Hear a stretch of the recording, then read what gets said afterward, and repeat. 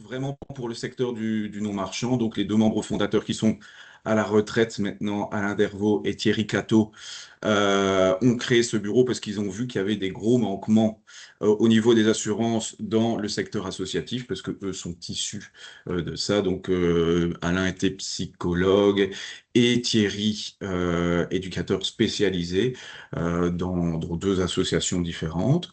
Et donc, ils ont remarqué qu'il y avait des gros problèmes dans les couvertures au niveau des ASBL pour les assurances. Et donc, ils ont vraiment créé ce bureau spécialisé pour ça. Donc, maintenant, actuellement, on assure plus ou moins 2000 ASBL en Wallonie et Bruxelles.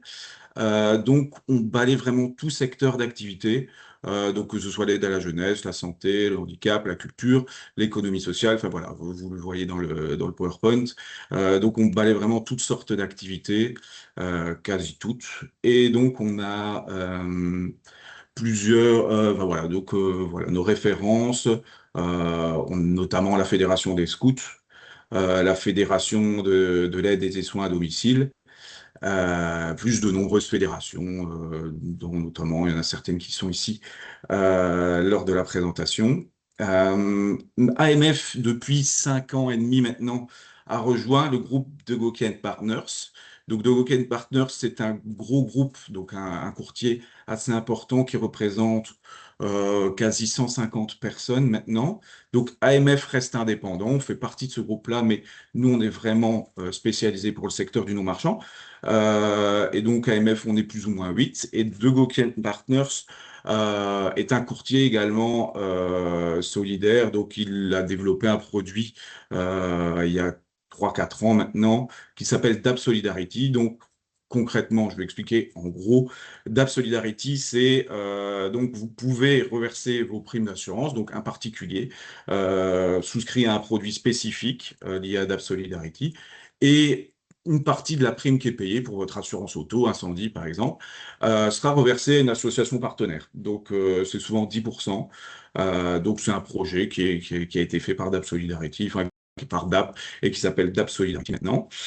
Euh, et donc AMF fonctionne maintenant comme ça. Donc on a développé des accords cadres et des marchés publics. Donc vraiment, les garanties sont spécifiques au secteur d'activité. Donc il y a des accords cadres pour la culture. On a également développé des marchés publics pour la santé, le handicap, etc. Et donc c'est vraiment une sorte de mutualisation. Donc nous, on négocie, il y a une centaine d'ASBL qui rentrent dans un marché public, par exemple. On adapte les garanties au secteur d'activité et on envoie ça aux compagnies qui ensuite nous font confiance et grâce à ça, ben, les garanties sont adaptées au secteur et les tarifs sont avantageux puisque c'est négocié en gros et au niveau de la sinistralité également, c'est beaucoup plus facile de suivre ça en gros et il y a moins de catastrophes que si c'est une SBL seule qui négocie avec la compagnie. Donc voilà, ça c'est AMF en général. Je suis pas là pour vendre mon produit, je suis plus là pour parler des bonnes pratiques. Donc, on va passer à l'étape suivante maintenant. Enfin, voilà. Donc, déjà, pourquoi une spécialisation? Ben, voilà, recours massif le monde associatif, pardon, présente des particularités qu'on ne retrouve pas dans le secteur des entreprises classiques. Il y a un recours massif aux bénévoles. Il y a du public fragilisé, donc bah, que ce soit dans l'aide à la jeunesse avec des jeunes ou dans le secteur du handicap, le public est beaucoup plus fragilisé, donc c'est vraiment spécifique au secteur du non-marchand. Les administrateurs, leur responsabilité est importante puisque bah, il y a des subsides qui sont demandés. Donc, en cas d'erreur, en cas de faute de gestion de la part des administrateurs, bah, il pourrait que le subside soit pas donné. Et donc, c'est quand même assez important. Il y a des bâtiments qui sont parfois un peu vétustes et donc dans le secteur du non-marchand, c'est plus particulier que dans le secteur privé. Financement public, comme je l'expliquais, ouais, au niveau des subsides, etc. Activité décentralisée, donc on est un petit peu partout, transport des bénéficiaires et des événements ponctuels. Ben, imaginons en aide à la jeunesse, ben, l'été, vous partez en camp avec des jeunes, etc. Ben, ça, c'est des événements ponctuels. Vous organisez un événement pour une récolte de dons, etc. Ben, c'est des événements ponctuels qu'il faut bien couvrir, quoi. C'est vraiment tous des éléments spécifiques qui sont vraiment particuliers au secteur non marchand, au secteur du non marchand. Donc voilà un petit peu comment AMF fonctionne et comment on en est arrivé là. Au niveau des assurances pour les ASBL, il y a des assurances qui sont obligatoires, la loi les impose. Il y a des assurances qui sont vivement conseillées et il y en a d'autres qui sont recommandées selon le secteur d'activité. Euh, ensuite, hop, voilà. Donc les assurances qui sont légalement obligatoires, c'est la RC automobile. Ça, c'est une assurance obligatoire que tout le monde doit souscrire quand vous avez un véhicule au nom de la SBL. La RC auto, ben, ça couvre les dommages que vous pouvez pardon, occasionner à des tiers quand vous êtes en tort. Donc, celle-là, c'est une assurance obligatoire. L'accident de travail également obligatoire. Si elle n'est pas souscrite, ben, en cas de sinistre, ben, ça, c'est la catastrophe.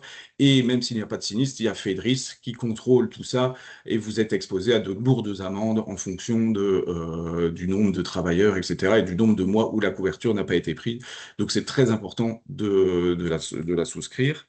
Assurance liée aux agréments impensés par certains pouvoirs subsidiants, ben voilà, notamment la responsabilité civile, que j'aborderai après, mais qui certains pouvoirs subsidiants obligent à souscrire. Je pense également à l'ERS objective dans certains secteurs, par exemple les hôpitaux, ben, l'ERS objective est une assurance obligatoire. Enfin voilà, il y a un arrêté royal où il y a une vingtaine d'établissements qui sont dans l'obligation de souscrire cette RC objective et l'assurance de la RC du fait des volontaires, qui est également une obligation légale depuis 2005. Voilà, donc ça, c'est vraiment des assurances qui sont obligées d'être prises. Euh, ensuite, donc des assurances vivement conseillées. Donc, dans un premier temps, bah oui, cette responsabilité civile, ça, c'est vraiment la base, même si elle n'est pas légalement obligatoire, même quand vous n'avez pas de travailleurs dans la SBL, c'est vraiment la première assurance à souscrire, qui couvre notamment, bah, enfin, dans un premier temps, surtout les dommages causés à des tiers. Nous, cette responsabilité civile, on la lie également aux accidents corporels, que ce soit pour les bénéficiaires ou les bénévoles. Donc, ça peut couvrir la chute des bénéficiaires, la blessure lors d'une activité, défaut d'encadrement, ça c'est au niveau de la RC. Donc voilà, si cette assurance n'est pas souscrite en cas d'accident corporel d'un tiers, ça peut vous coûter plusieurs centaines de milliers d'euros. Donc c'est vraiment important de souscrire ce type d'assurance. C'est vraiment une obligation. Pour moi, c'est vraiment la première assurance pour une petite ASBL qui vient chez nous. C'est vraiment la première assurance que je vais proposer. Ensuite, l'ERC des administrateurs, donc en cas de faute de gestion d'un des administrateurs, ça peut engager des pertes pécuniaires auprès de la SBL et voilà, ça peut vite chiffrer. Surtout que si cet RC administrateur n'est pas souscrite, elle peut, enfin c'est l'administrateur qui sera désigné directement. Donc, ils viendront directement dans sa poche, comme les administrateurs prennent des décisions budgétaires, au niveau des ressources humaines, stratégiques. Moi, je trouve, donc voilà, je vous ai une petite note en bas, je trouve que c'est une assurance quasi obligatoire pour pas de nombreuses ASBL, pour toutes les ASBL. C'est vraiment les deux assurances que je propose directement, responsabilité civile, accident corporel pour les participants ou bénévoles s'il y en a, et la RC des administrateurs qui est également pour moi une obligation, même si légalement ce n'est pas obligatoire. Voilà. Ensuite, dans une autre assurance qui est vivement conseillée, c'est la protection juridique. Protection juridique qui couvre l'ASBL, pardon, au sens large, puisque les coûts d'avocats, experts, etc., sont assez élevés. Donc, pour une petite ASBL, c'est même plus important pour moi que pour une grosse ASBL qui a plus de moyens, on va dire. Une petite ASBL qui paye une prime de 300 euros, 300-400 euros, 300-400 euros par an. Finalement, si elle a des frais d'avocat, les frais d'avocat coûteront beaucoup plus. On est vite à 1500, 1500, 2000 euros, même pour un simple litige, même si ça va pas plus loin. La protection juridique, dans un premier temps, ils vont essayer de régler ça à l'amiable pour tout type de litige, donc que ce soit avec des travailleurs, avec des fournisseurs, etc. Si vous avez un sinistre incendie, vous avez besoin d'un expert, un contre-expert, cette protection juridique pourra intervenir pour payer ce contre-expert, pardon. Et donc, ça, c'est des frais qui coûtent très, très cher. Et donc, moi, je le préconise, surtout pour les petites ASBL qui ont moins de moyens.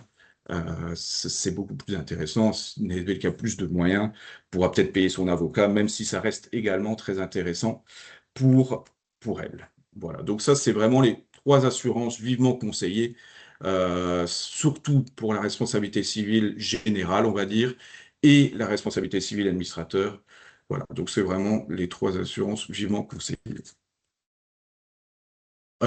Les assurances à analyser au cas par cas. Donc, l'assurance incendie, mais ça, moi, c'est souvent le cas. Si vous avez un local, ça dépend un petit peu le bail de location, parce que parfois le local n'est pas assuré puisque le propriétaire couvre automatiquement le locataire via un abandon de recours. Donc, le locataire est tenu uniquement d'assurer son contenu.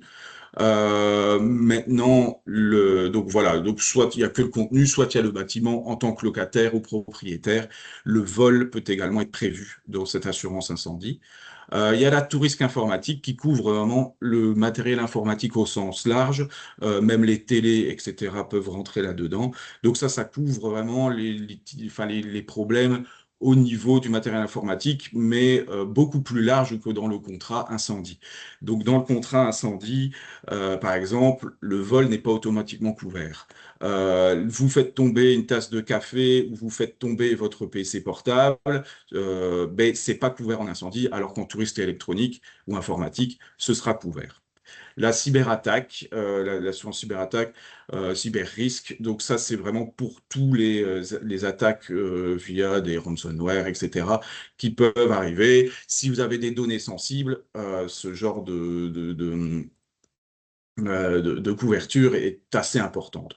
Je pense au médical, etc. C'est vraiment assez important comme couverture. Au niveau des véhicules, que ça soit enfin, le véhicule de la SBL ou les véhicules qui appartiennent aux travailleurs. Donc, pour les véhicules qui appartiennent à la SBL, ça c'est vraiment une assurance véhicule via le numéro de plaque, que ce soit ben, voilà, la RC Auto, comme j'ai expliqué tout à l'heure, mais il peut y avoir également l'Omnium. Pour les nouveaux véhicules, vous achetez un nouveau véhicule, ben, l'Omnium est importante à être souscrit.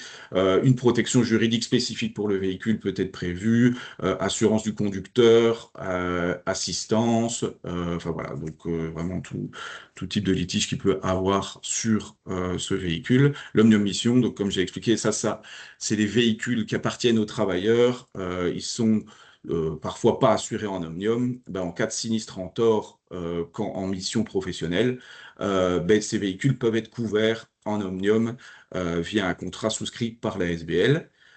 Donc, accident corporel, bénévole et participant, comme j'ai expliqué, nous, c'est lié à la RC, qui est souvent souscrit. Hein. Donc, moi, je trouve ça quand même important.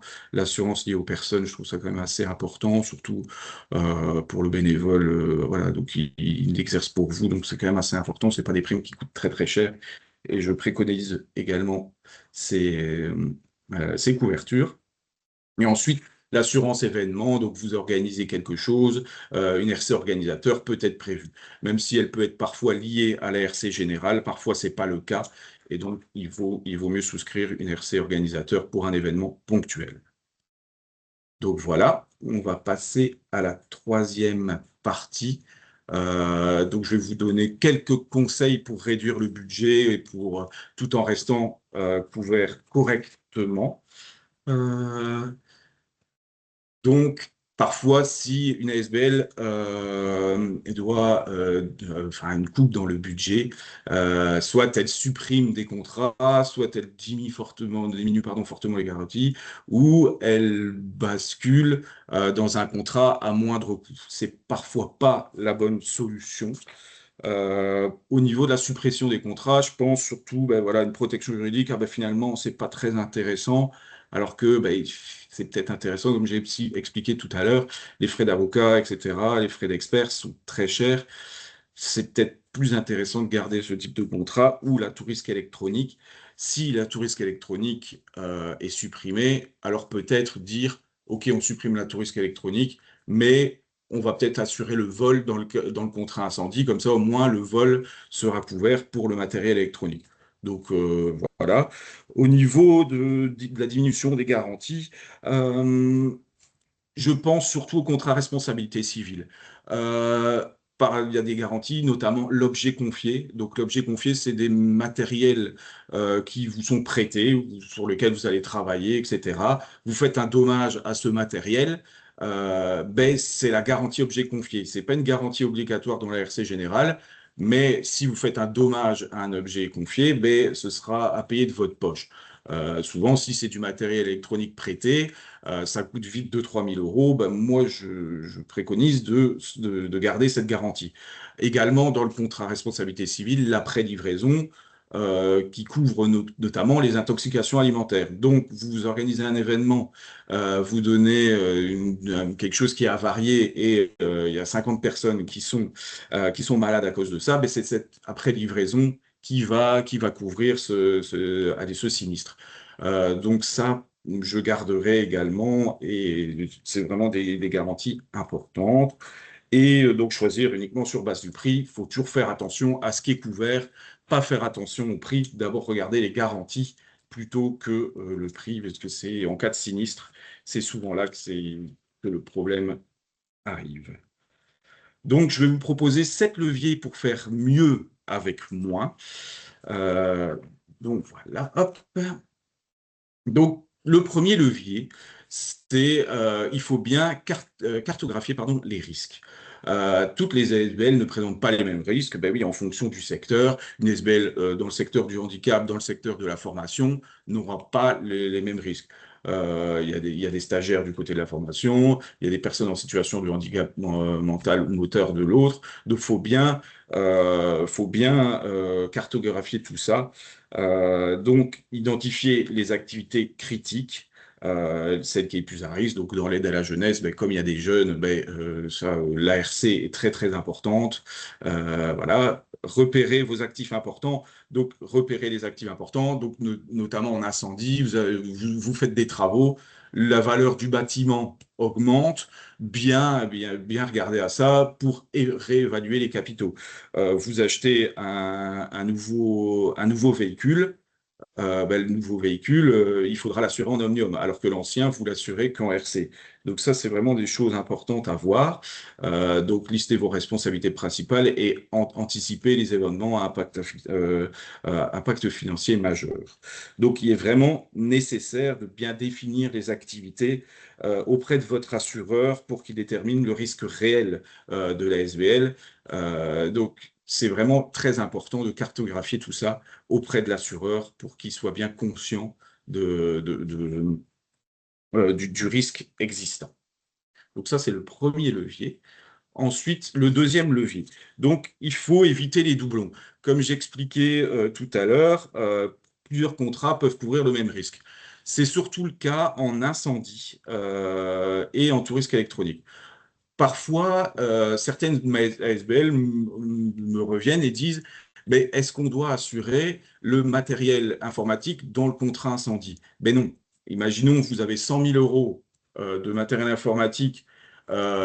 C'est pas nécessaire de l'assurer dans le contrat incendie. Il y aura un double emploi. Il sera beaucoup mieux couvert dans le contrat tout risque électronique que dans le contrat incendie. Donc ça, c'est bien important. Donc si vous assurez pour 100 000 €, de matériel informatique via le contrat de risque électronique, il faut supprimer 100 000 euros de contenu s'ils étaient assurés doublement dans le contrat incendie, puisque ça sert à rien, ça sert à rien, il y aurait une double couverture, surtout que régulièrement les franchises sont moins élevées, etc., dans le contrat tout risque que dans le contrat incendie.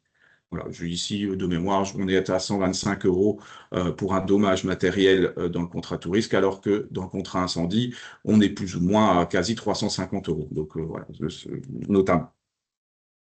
Des garanties identiques dans différents contrats, ben voilà, la même chose. Garantie identique, le vol, pas nécessaire de le couvrir, sauf s'il y a vraiment des choses qui peuvent être volées dans le contrat incendie, si vous avez un contrat tout risque électronique, puisque la majeure partie des vols, ça va concerner ce matériel informatique. Si vous avez du liquide, etc., c'est encore différent. Ça, c'est un contrat spécifique qui s'appelle vol de valeur. Ça, c'est encore différent, mais généralement, dans 90% des cas, le vol, c'est vraiment uniquement le matériel électronique ou informatique. Voilà. Euh, des protections inutiles maintenues depuis des années. Je pense par exemple à l'Omnium. L'Omnium, dans un contrat auto, votre véhicule a plus de 5 ans, n'est plus nécessaire de souscrire une Omnium pour un véhicule qui a plus de 5 ans. Peut-être la mini-Omnium. Donc, l'Omnium couvre les dégâts matériels, le vandalisme, le vol, l'incendie, le bris de vitre, les dégâts naturels et heurts des animaux. Passez en mini-omnium, vous supprimez les dégâts matériels et le vandalisme qui ne sont plus vraiment nécessaires après 5 ans. Voilà. Ensuite, pour le levier numéro 3, il faut bien faire attention aux sous-assurances en cas de sinistre total. Par exemple, pour un bâtiment qui est sous-assuré, imaginons votre bâtiment coûte 500 000 euros, enfin, allez, en valeur de reconstruction est à 500 000 euros et vous n'avez assuré que 250 000 euros, tout brûle. Ah ben, en cas de sinistre, la compagnie vous paiera que 250 000 en cas de premier risque.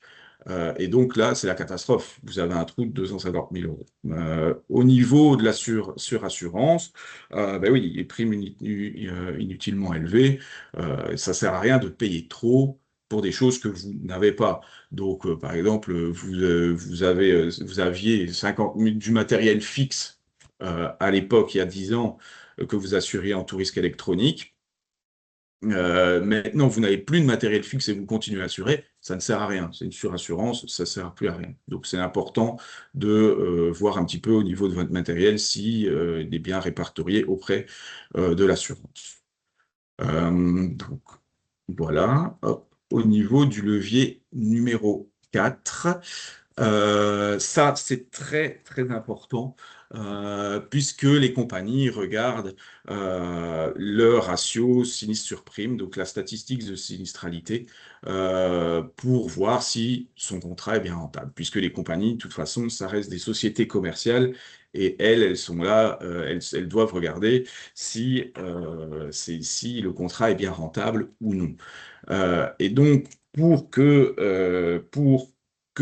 pouvoir baisser cette prime, et grâce à un beau ratio sinistre sur prime, c'est bien d'investir dans la prévention. Donc, par exemple, en informatique, pour la cyber-risque, la mise en place de pare-feu, etc., pour éviter les attaques informatiques. Euh, la formation du personnel au niveau de la sécurité, sensibilisation aux gestes et aux postures si vous manipulez des personnes. Ben voilà, c'est très important de mettre ça en place pour éviter des gros sinistres en accident de travail, puisque c'est vrai que c'est souvent là que les compagnies regardent et qui voient qu'il y a un problème au niveau de la sinistralité. L'assurance accident de travail est régulièrement la prime la plus élevée. S'il y a une augmentation du taux ou une résiliation et on doit vous mettre dans une autre compagnie, ben, ça ferait un gros coup dans le budget enfin, souvent, c'est des augmentations de 30, 40%, parfois 50, même 100.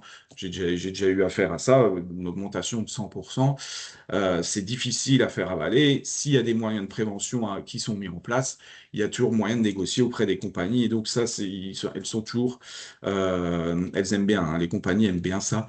Bah voilà, on a mis ça en place. Et puis voilà. Et donc toujours faire aussi appel à son courtier. Ça, je prêche un petit peu pour ma chapelle, mais un courtier est assez important. Il pourra défendre votre dossier et il connaîtra les compagnies avec qui il pourra discuter. C'est toujours assez important.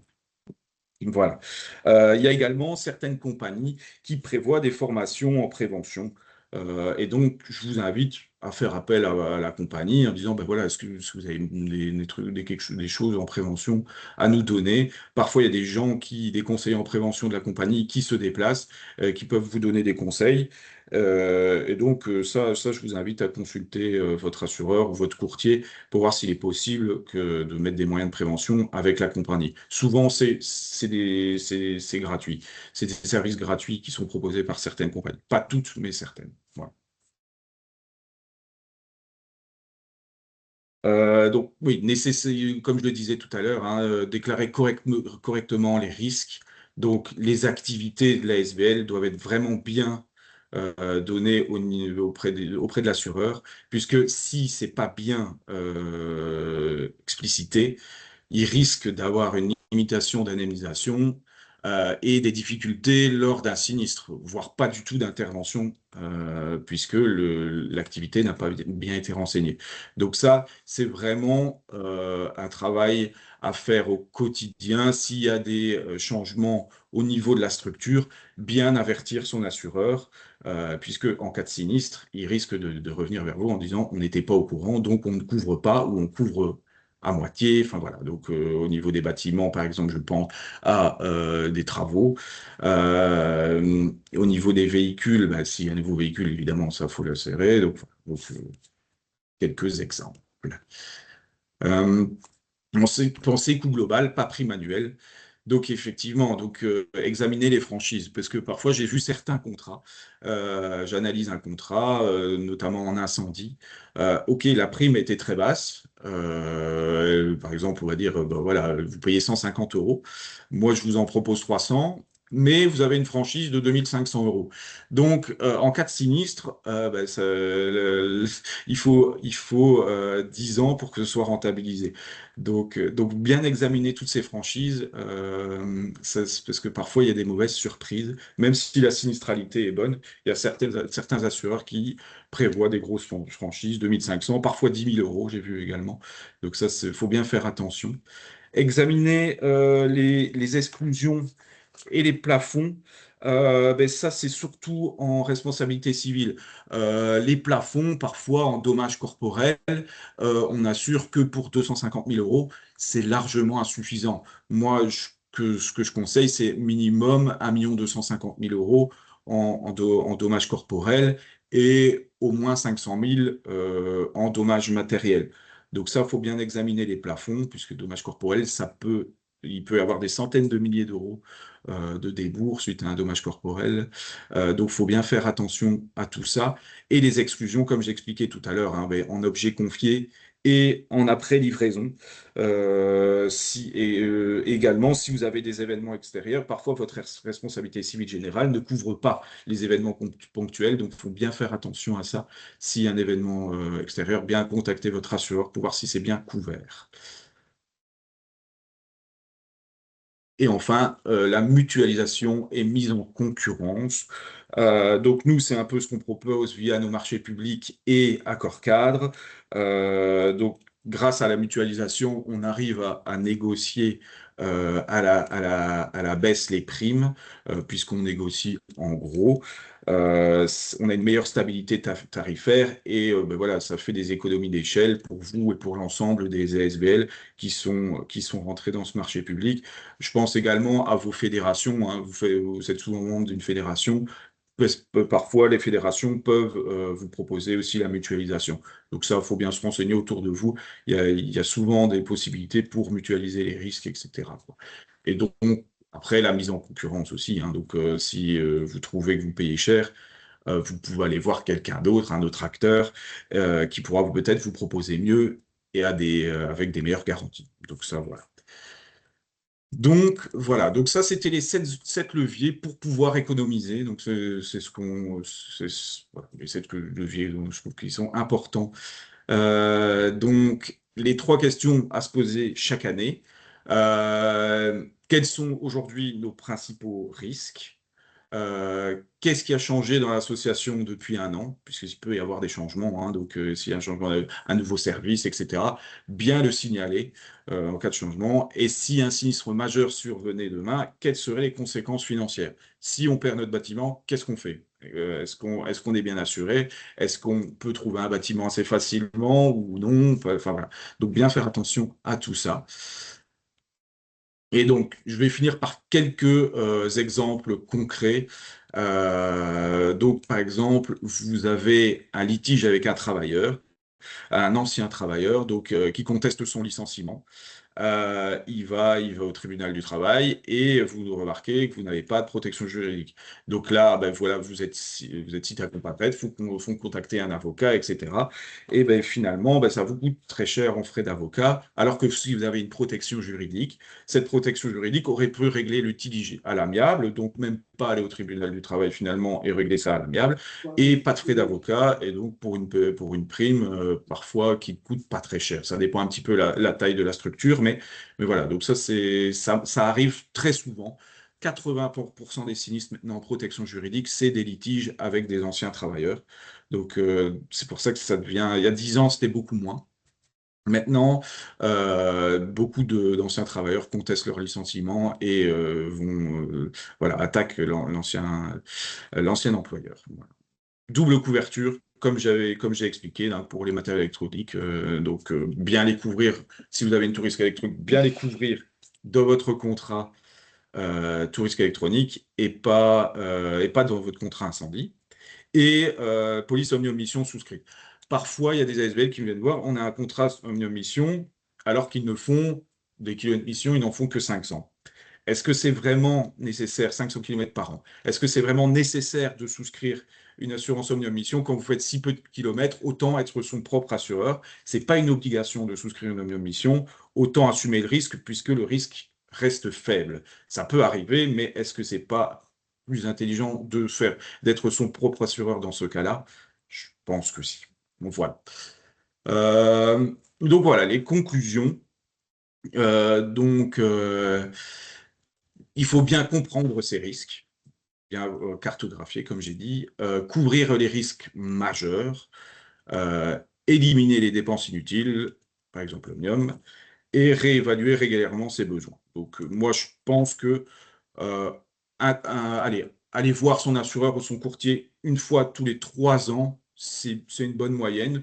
Peut-être vous, de votre côté, regardez tous les ans s'il y a une augmentation, et puis, alors, s'il y a une question, alertez votre assureur ou votre courtier. Mais enfin, prendre un rendez-vous avec votre assureur une fois tous les 3 ans, je pense que c'est une bonne moyenne. Voilà.